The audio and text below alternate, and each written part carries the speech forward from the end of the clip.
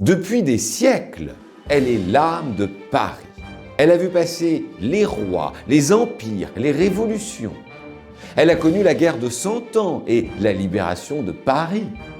Qui sait si elle n'a pas vu réellement danser Esmeralda?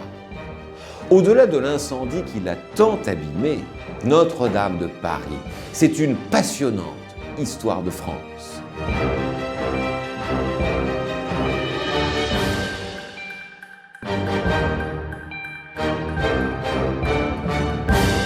Elle en a tant vu, Notre-Dame de Paris.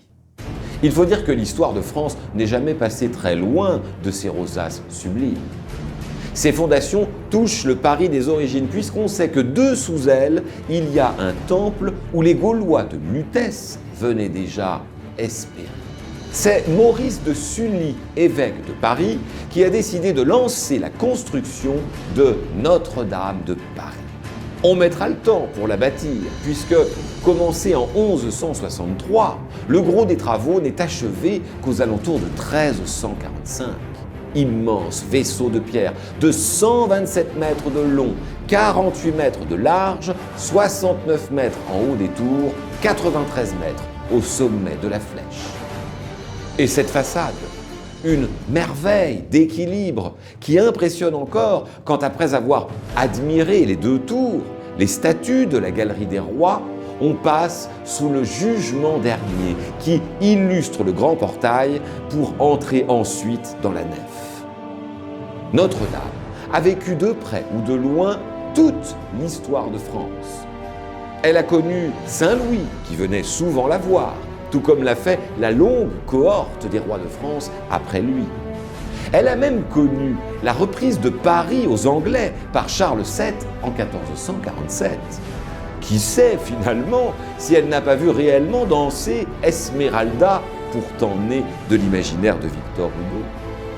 Le 24 août 1572, l'orage a été terrible et elle a entendu les cris d'horreur des protestants massacrés lors de la Saint-Barthélemy.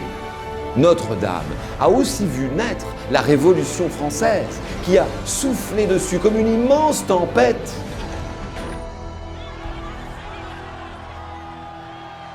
Avant d'en faire le temple de la raison. Les vieux murs ont tremblé, c'est vrai, mais ils ont tenu et elle est restée là, magnifique, étonnante. En 1857, cet emblème de la France a vu arriver la passion de l'architecte Eugène Viollet-le-Duc, qui l'a rénové, sauvé même, et qui lui a ajouté quelques beautés, comme cette nouvelle flèche dressée vers le ciel, comme le doigt de Dieu. Notre-Dame a vu passer les monarchies, les empires. C'est là que Napoléon s'est modestement couronné empereur lui-même.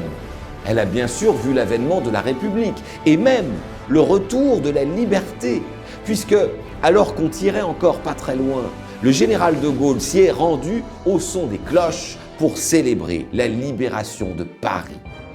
Peut-être que la longue, très longue existence de Notre-Dame lui a déjà appris ce que nous allons devoir comprendre devant l'ampleur de la tâche à accomplir depuis avril 2019.